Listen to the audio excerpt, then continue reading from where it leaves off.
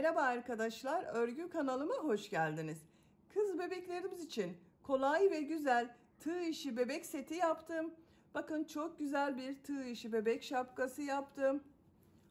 Yine çok kolay ve güzel tığ işi ayakkabı yaptım. Bunlara takım olarak yine çok güzel tığ işi bebek elbisesi yaptım. Bakın şapka örgüsü çok güzel arkadaşlar. Bebeğin başında duruşu bu şekilde. Bu bebek baş ölçüsü 3 aylık bebek ölçüsünde arkadaşlar. Bakın.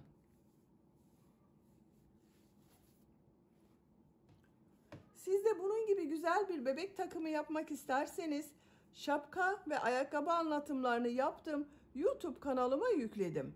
Bunların olduğu YouTube linklerini izlediğiniz bu videonun açıklama bölümüne ekliyorum. Oraya bakabilirsiniz. Ekranın üst bölümüne de linkleri ekliyorum arkadaşlar. Oraya bakabilirsiniz. Ona tıkladığınız zaman çok kolay bulabilirsiniz bu şapka ve ayakkabı örgüsünü. Biz bugün hem kolay hem de güzel bu tığ işi elbiseyi yapacağız. Arkadan düğmeli yaptım bakın. Buraya bir düğme diktim. Bebeğe giydirip çıkarması kolay. Siz tercihinize göre bu düğme yerine ip kordon yaparak kullanabilirsiniz. Ön bölümde bakın çiçek süsleme yaptım. Siz de bunun gibi güzel bir çiçek süsleme yapmak isterseniz bu çiçeğin anlatımını yaptım. YouTube kanalıma yükledim. Çiçeğin olduğu YouTube linkini bu videonun açıklama bölümüne ve ekranın üst bölümüne link olarak ekliyorum. O linklere tıklarsanız bu çiçekten yaparak elbisenizi süsleyebilirsiniz. Bel örgüsünün bakın buraya kurdale taktım. 1 metre kadar kurdale kullandım arkadaşlar. Bu elbise örgüsünde iplik olarak beyaz renkli iplik kullandım. Kullandığım iplik üzerinde 100 gram iplikte 240 metre var. Bir yumak iplik yeterli oldu. Kırmızı renkli iplik kullandım. Yeşil renkli iplik kullandım. Ben bugün bu renk iplikler ile yaptım. Siz tercihinize göre bu elbiseyi her marka iplik ve renkleri kullanarak yapabilirsiniz. Her renk iplik ile çok güzel oluyor. Tığ olarak 5 numara 3 milimetre tığ kullandım. Elim çok sıkı değil. Yaptığım örgüler yumuşak oluyor. Sizin eliniz sıkıysa 3,5-4 milimetre tığ kullanırsanız daha güzel olur arkadaşlar. Elbise örgüsüne yakadan zincir yaparak başlıyoruz. Ben bugün bu elbise anlatımını 3-6 ay arası bebek ölçüsüne göre yapıyorum. Siz bu elbiseyi yeni doğan bebek için yapabilirsiniz. 1, 2, 3, 4, 5 yaş. Her yaş kız çocuklarınız için yaparak kullanabilirsiniz. Yeni doğan bebek için yapmak istiyorsanız başlama zincir sayısını benimle aynı sayıda başlayabilirsiniz. Bu arttırma sırasını bir sıra eksik yaparsanız yeni doğan bebek için olur.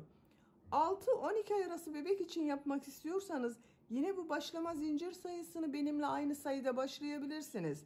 Sadece bu arttırma sırasını benim yaptığımdan bir sıra fazla yaparsanız 6 aylık bebek için olur. 1 yaş çocuk için yapmak istiyorsanız 1-2 yaş çocuk için bu zincir sayısını 8 zincir fazla başlayabilirsiniz. Ön bölüm ve kol bölümlerini 2'şer trabzan, arka bölümü birer trabzan fazla yaparsanız 1-2 yaş arası çocuklarınız için olur. Bu şekilde her yaş çocuklarınız için arttırma yaparak her yaş çocuklarınıza yapabilirsiniz. Ölçülerini videonun sonunda ölçüyorum. Oraya bakabilirsiniz arkadaşlar. Bakın model de çok kolay. Herkes yapabilir bu modeli. İplik tığ hazırlayalım. Hep birlikte bu kolay ve güzel elbise örgüsüne başlayalım. Örgü kanalıma abone değilseniz abone olmayı unutmayın lütfen. Hepinize kolay gelsin. İyi çalışmalar.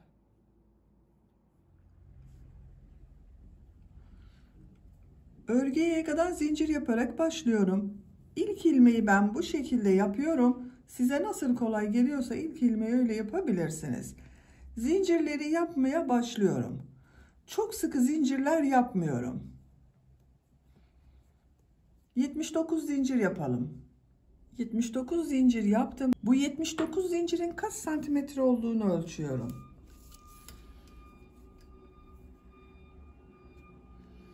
30 santimetre zincir uzunluğu var. Benim elimin sıklığına göre 30 santimetre için 79 zincir yaptım. Bu sırada yaka ayrımlarını yapacağız trabzanlarla birlikte. üzerine iplik alıyorum. 3 ilmek atlıyorum. 1, 2, 3. Dördüncü ilmek içine trabzan yapıyorum. Bu 3 ilmek atladığımda bir trabzan. Buraya 10 trabzan yapıyorum. Bu 1, 2, 3, 4, 5, 6, 7,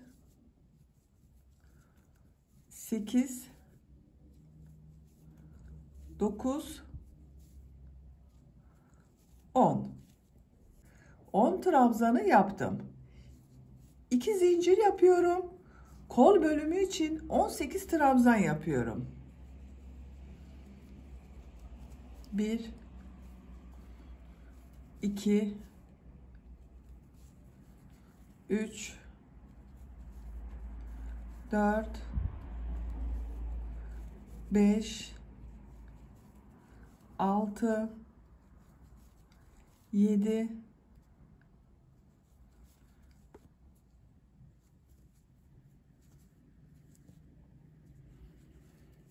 8,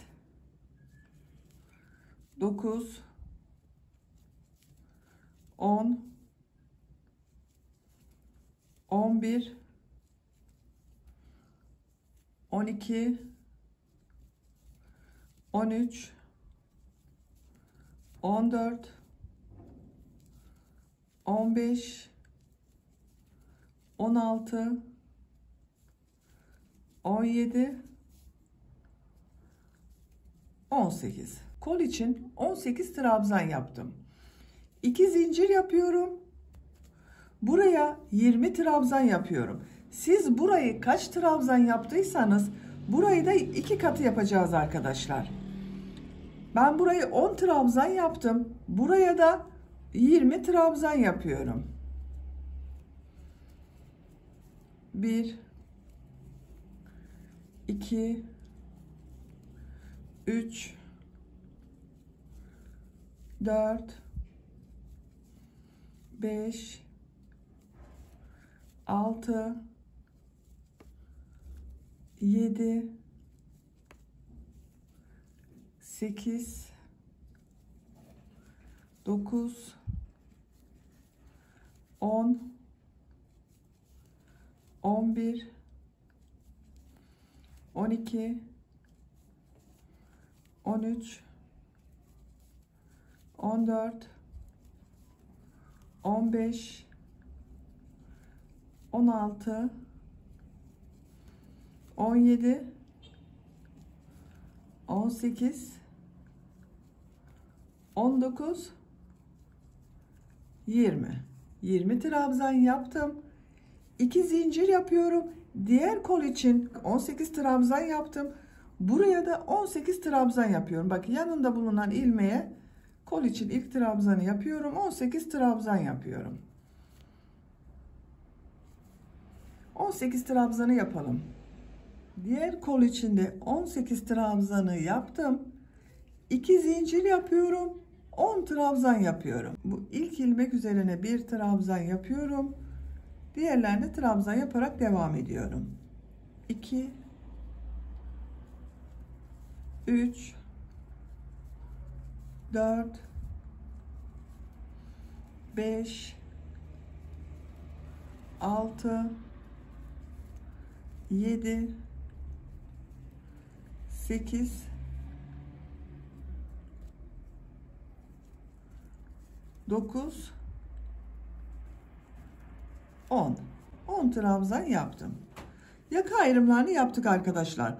10 trabzan yaptım. Kollar için 18 trabzan yaptım. Buraya da bunun ikisinin toplamı 20 trabzan yaptım. İkinci sıradayız. İkinci sırada yine trabzanlar yapacağız. Bu arttırma yerlerinde bir trabzan, 2 zincir, bir trabzan yapacağız. Bir zincir yapıyorum. Örgüyü çeviriyorum. İlk ilmek üzerine trabzan yapıyorum. 1, 2, 3,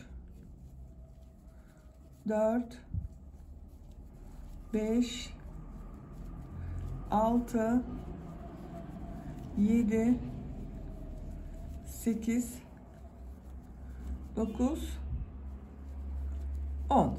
Bu 2 zincir yaptığım yere geldim. Buraya bir trabzan, 2 zincir, bir trabzan yapıyorum. Bak, bir trabzan yaptım. 2 zincir yapıyorum. Aynı 2 zincir üzerine bir trabzan daha yapıyorum. Bir trabzan, 2 zincir, bir trabzan oldu. Kol bölümünde bulunan ilmekler üzerine trabzan yaparak devam ediyorum.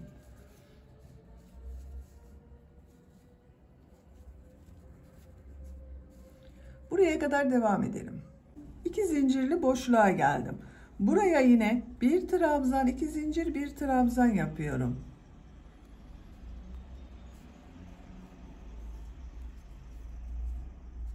Diğer ilmeklere birer defa trabzan yapıyorum.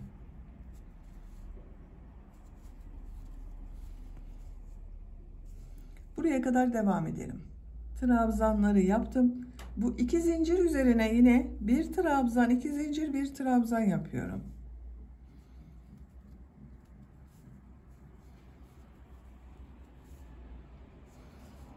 Diğer ilmeklere trabzan yaparak devam ediyorum.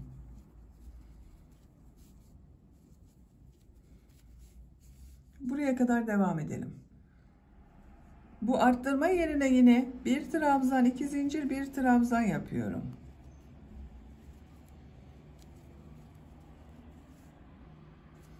Diğer ilmeklere trabzan yaparak devam ediyorum.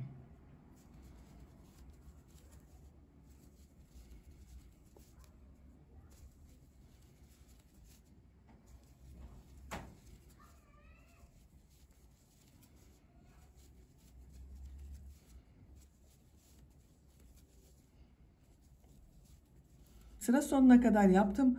Burada 3 ilmek atlayarak yaptığım bir trabzan vardı. Bu son zincir üzerine bir trabzan yapıyorum. Burada da yine 2, 4, 6, 8, 10, 11 trabzan oldu. Sıra başında 11 trabzan oldu. 10 trabzan yaptık, bir arttırma yaptık. Burada da 11 trabzan oldu. Bakın arkadaşlar, yakanın şekli böyle. Arttırmalar artık bu bir trabzan, 2 zincir, bir trabzan şeklinde devam edecek. 3. sıradayım. Bir zincir yapıyorum, örgüyü çeviriyorum.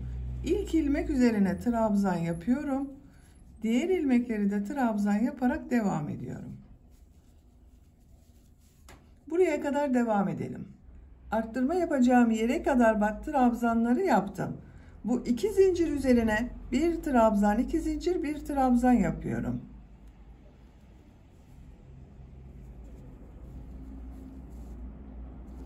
Diğer ilmeklere trabzan yaparak devam ediyorum. Bakın arkadaşlar, burada yine bir trabzan, 2 zincir, bir trabzan yaptım. Trabzanlar yaparak devam edelim. Burada ve burada yine bir trabzan, 2 zincir, bir trabzan yapalım. Sıra sonuna kadar tamamlayalım. Sıra sonuna kadar tamamladım. Arttırma yerlerinde bir trabzan, 2 zincir, bir trabzan yaptım. Diğer ilmeklere birer defa trabzan yaptım. Yakanın şekli böyle.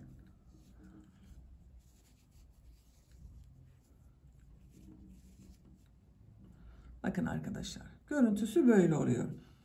4. sıradayım. Bir zincir yapıyorum, örgüyü çeviriyorum. İlk ilmek üzerine trabzan yapıyorum. Diğer ilmeklere de birer defa trabzan yapıyorum. Buraya kadar devam edelim. Arttırma yapacağım 2 zincire kadar trabzanları yaptım. Bu 2 zincir üzerine bir trabzan, 2 zincir, bir trabzan yapıyorum.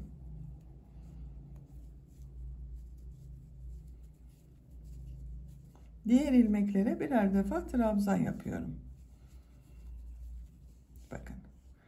Yakanın şekli artık bu şekilde devam edecek arkadaşlar. Arttırma yerlerinde bir trabzan, 2 zincir, bir trabzan yapalım. Diğer ilmeklere birer defa trabzan yapalım. Yapacak olduğunuz çocuğun büyüklüğüne göre bu yaka sırasını her sırada arttırmalar yaparak 8, 9, 10, 11, 12 sıra olarak istediğiniz ölçüye kadar tamamlayalım gelelim. Yaka örgüsünü bu 4 yerden bir trabzan, 2 zincir, bir trabzan arttırmalar yaparak 9 sıra olarak tamamladım. Sayıyorum. 1, 2, 3, 4, 5, 6, 7, 8, 9. Santimetre olarak ölçüyorum. 9 santimetre yükseklik var. Benim ölçüme göre bu 9 santimetre yeterli arkadaşlar. Siz biraz büyük olsun istiyorsanız bunu 10-11 sıra olarak devam edebilirsiniz. Arttırmalara devam edebilirsiniz. Şu şekilde de görelim. Bakın, yakanın görüntüsü böyle oldu. 10. sırada kol bölümünü gövde bölümünden ayırıyorum. Artık gövdenin örgüsüyle devam ediyorum. Kolları ayırmadan önce bu iki ucu birleştiriyorum. Tek parça olarak gövde yapıyorum arkadaşlar. En son ilmek ile diğer tarafta bulunan şu ilk ilmeği ilmek kaydırma yaparak sırayı birleştiriyorum. Bakın, tek parça oldu. 2 zincir yapıyorum. Örgüyü çeviriyorum. Bu ilk ilmek üzerine trabzan yapıyorum. Diğer ilmekleri de trabzan yaparak devam ediyorum. Buraya kadar devam edelim. Buraya kadar trabzanları yaptım. Bu arttırma yaptığım 2 zincir üzerine arka bölüm için 2 trabzan yapıyorum.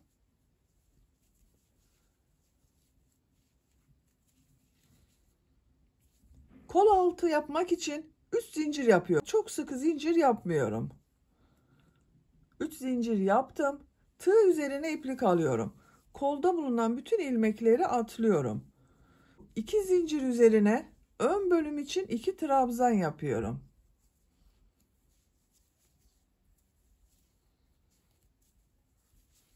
Bu 3 zincir ile ön ve arka bölümü birleştirdik. Kol altı yaptık buraya. Diğer ilmekler üzerine birer defa trabzan yapıyorum.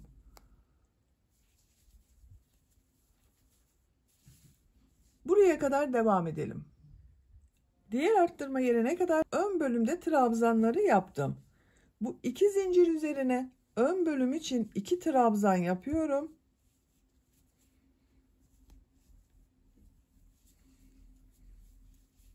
Kol altı için 3 zincir yapıyorum.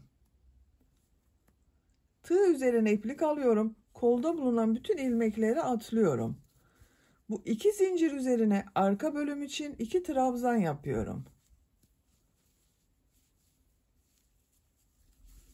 Diğer ilmeklere birer defa trabzan yapıyorum.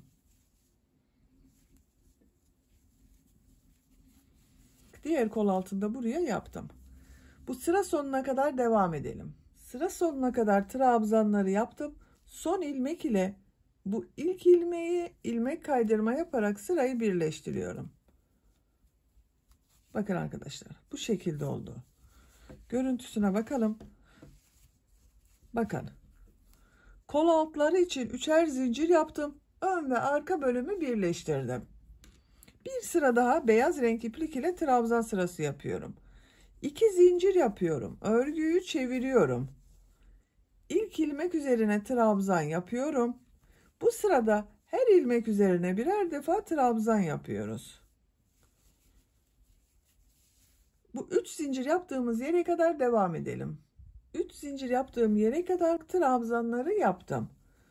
Burada zincirler üzerine de trabzan yapıyorum. Bak, çok sıkı yapmayalım diye onun için söyledim arkadaşlar. Trabzan yapması kolay olsun diye. 1 2 3. Diğer ilmeklere birer defa trabzan yapıyorum. Buraya kadar devam edelim. Zincir yaptığım yere kadar trabzanları yaptım. Bu zincirler üzerine de birer defa trabzan yapıyorum.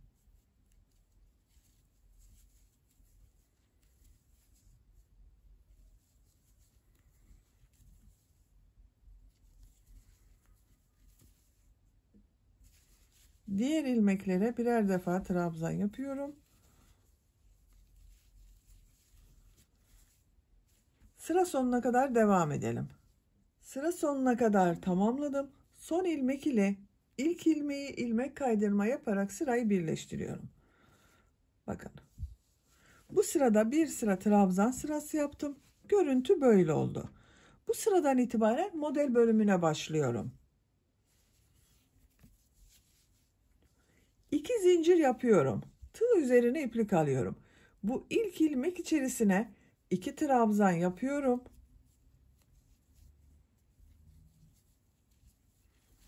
Bu 2 zincir yaptığımda bir trabzan arkadaşlar. 2 zincir yapıyorum. Tığ üzerine iplik alıyorum. Aynı ilmek içine 3 trabzan yapıyorum.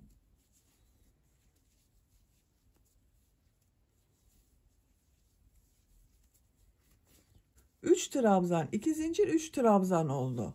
Tığ üzerine iplik alıyorum. Bir ilmek atlıyorum.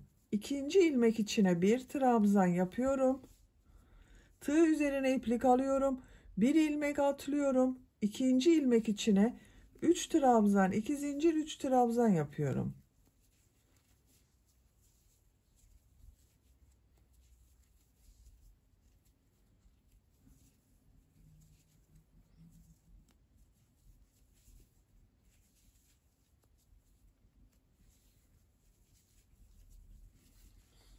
Üç trabzan, 2 zincir, 3 trabzan yaptım aynı ilmek içine. Tığ üzerine iplik alıyorum. Bir ilmek atlıyorum. İkinci ilmek içine bir trabzan yapıyorum. Tığ üzerine iplik alıyorum. Bir ilmek atlıyorum. İkinci ilmek içine 3 trabzan, 2 zincir, 3 trabzan yapıyorum.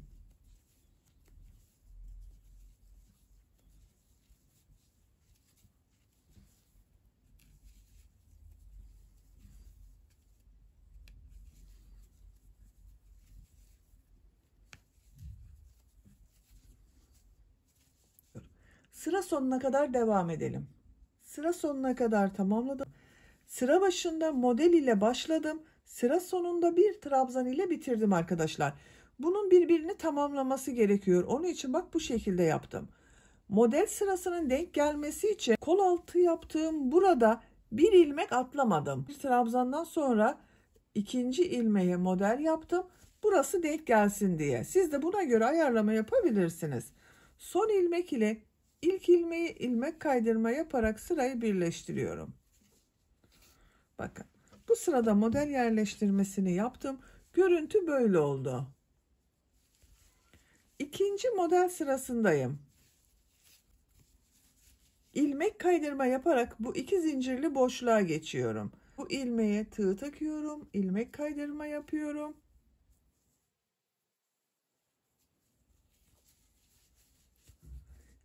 İki zincirli boşluğa ilmek kaydırma yapıyorum. 2 zincir yapıyorum. Tığ üzerine iplik alıyorum. 2 trabzan, 2 zincir, 3 trabzan yapıyorum. Bak bu 2 zincirde 1 trabzan oluyor, 3 trabzan oluyor arkadaşlar. 3 trabzan oldu. 2 zincir yapıyorum. 3 trabzan yapıyorum.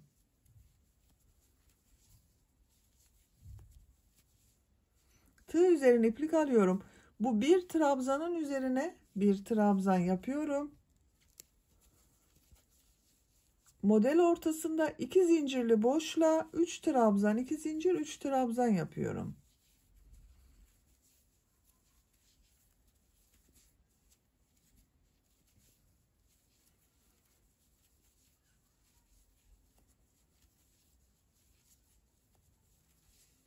Üç trabzan, 2 zincir, 3 trabzan yaptım. Tığ üzerine iplik alıyorum. Bu bir trabzanın üzerine bir trabzan yapıyorum. Model ortasında 2 zincirli boşluğa 3 trabzan, 2 zincir, 3 trabzan yapıyorum.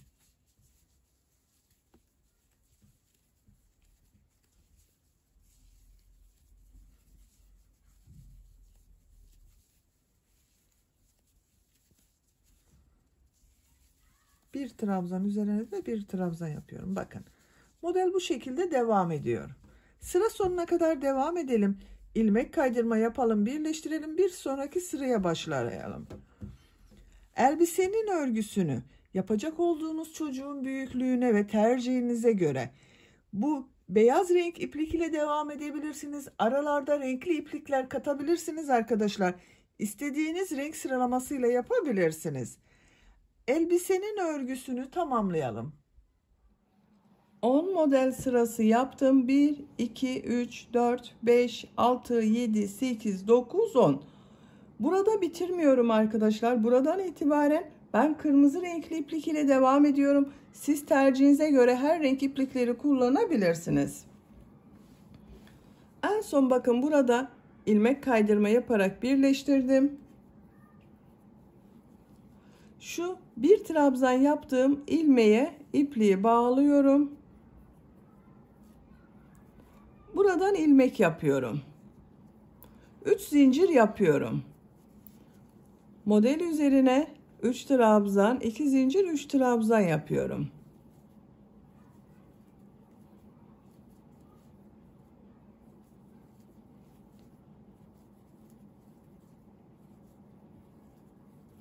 Bakın burada arkadaşlar modelden başlamadım.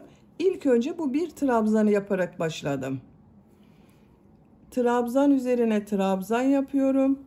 Model üzerine 3 trabzan, 2 zincir, 3 trabzan yapıyorum.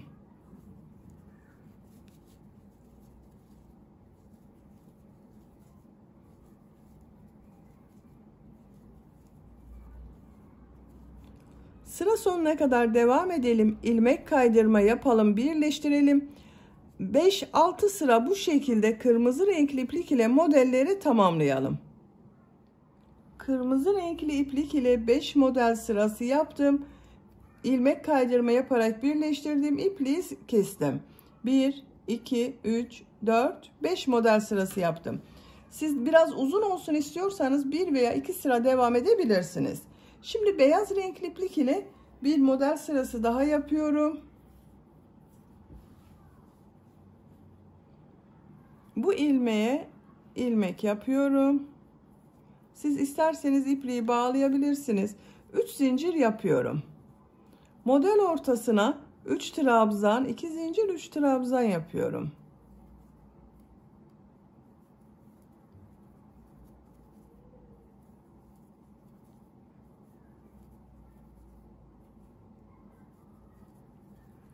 Trabzan üzerine trabzan yapıyorum. Model ortasına 3 trabzan, 2 zincir, 3 trabzan yapıyorum. Sıra sonuna kadar devam edelim. Sıra sonuna kadar modeli yaptım. Bu 3 zincirin bakın 3. zincir ile ilmek kaydırma yaparak birleştiriyorum. İpliği kesiyorum. Beyaz renkli ipliği kestim arkadaşlar. Şimdi yeşil renkli iplik ile bir sıra trabzan sırası yapıyorum. Bakın yine bu trabzan yaptığım ilmekten ipliği bağlıyorum. Buradan ilmek yapıyorum. 3 zincir yapıyorum. Her ilmeğe bir trabzan yapıyorum.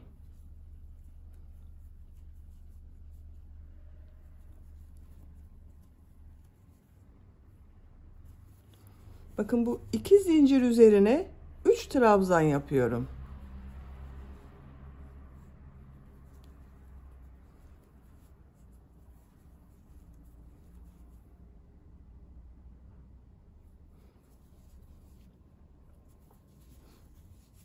Diğer ilmeklere birer trabzan yapıyorum.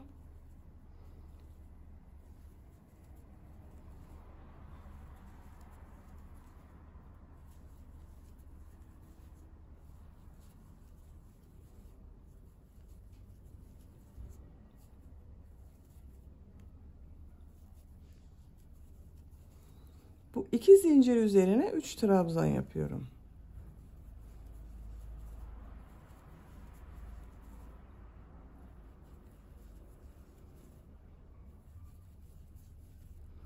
Bakın bu şekilde oluyor arkadaşlar. İlmeklere bir trabzan yapıyoruz. Bu 2 zincire 3 trabzan yapıyoruz. Sıra sonuna kadar devam edelim. Sıra sonuna kadar tamamladım. İlk ilmek ile ilmek kaydırma yaparak birleştiriyorum. İpliği kesiyorum. Bakın arkadaşlar bir sıra trabzan sırası yaptım. Etek ucu dalgalı gibi göründü bakın. Bu zincirler üzerine üçer trabzan yaptığımız için dalgalı gibi bir görüntü oluştu.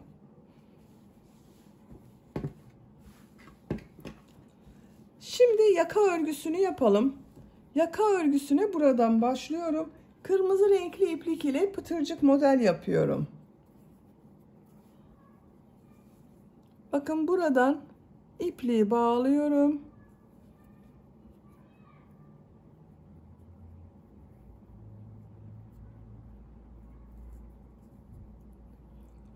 Bir ilmek yapıyorum.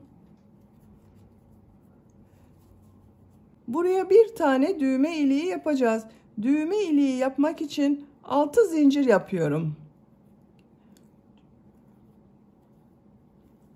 Aynı ilmeğe sık iğne yapıyorum. Bakın 6 zincir yaptım. Bu düğmeyi dikiyorum. Düğmenin geçeceği kadar arkadaşlar. Siz daha büyük düğme kullanıyorsanız 7-8 zincir yapabilirsiniz.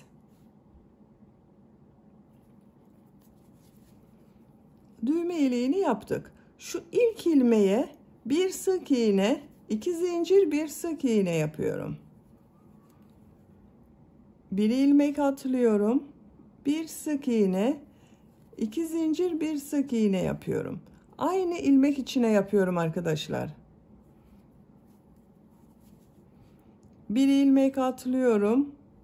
Bir sık iğne, 2 zincir, bir sık iğne yapıyorum.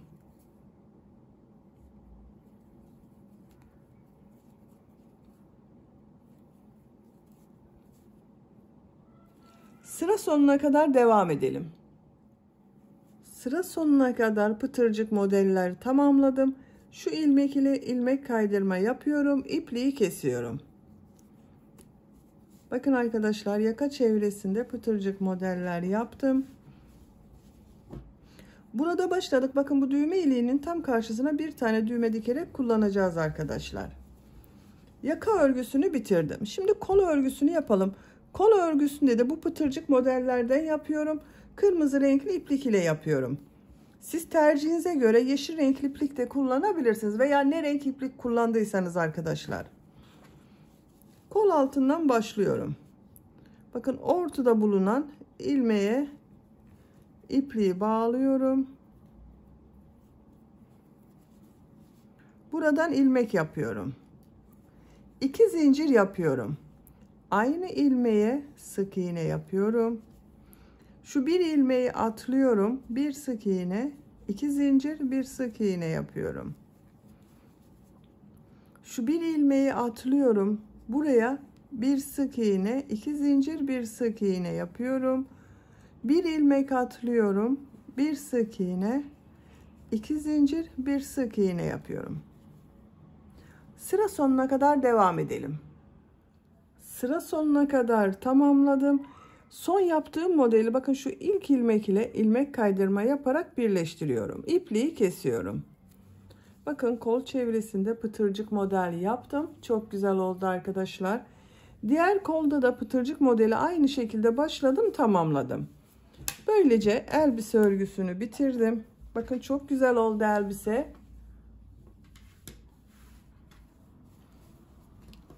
Buraya bir tane bakın ince düğme diktim. Şu düğme iliğine takıyorum. Bakın.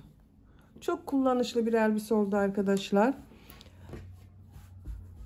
Elbiseyi bu şekilde kullanabiliriz. Ben elbisenin buraya bir kurdale takmak istiyorum. Bakın böyle bir kurdale arkadaşlar. 1 metre kadar kurdale var. Bunu bel örgüsünün buraya takıyorum. Bakın şu son trabzan sırası yaptığım sıra var. Tam orta noktayı buluyorum. Şuradan kurdaleyi takıyorum. Bir trabzan altta, bir trabzan üstte kalacak şekilde takıyorum.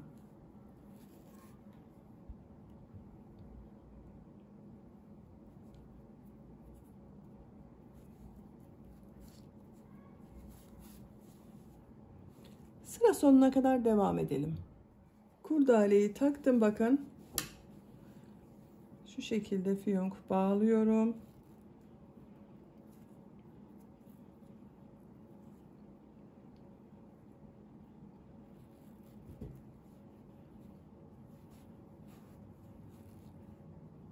Bakın çok güzel oldu arkadaşlar.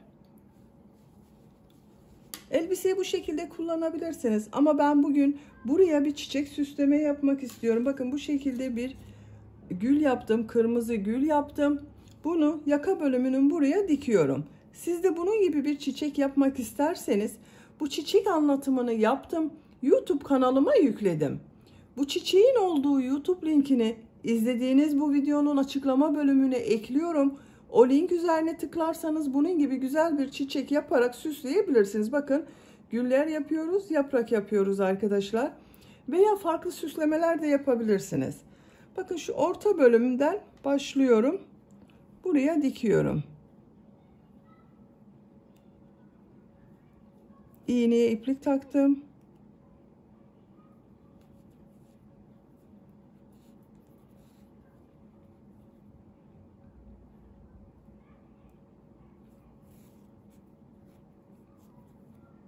Çiçeği dikip gelelim.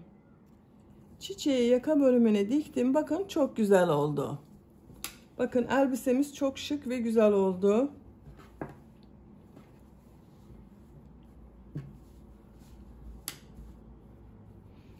Bitmiş olarak ölçülerini söylüyorum. Kol altının buradan genişliği ölçüyorum. 22 santimetre. Kol altından yüksekliği ölçüyorum. 23 santimetre. Omuzdan yüksekliği ölçüyorum. 35 santimetre. Ben bugün 3 aylık bebek için yaptım. Bu ölçüde oldu. Bakın çok güzel oldu arkadaşlar. Beni dinlediğiniz ve izlediğiniz için hepinize çok teşekkür ederim. Örgü kanalıma abone değilseniz abone olmayı unutmayın lütfen. Sizlerle yeni örgülerde görüşmek dileğiyle. Hoşça kalın, sevgiyle kalın.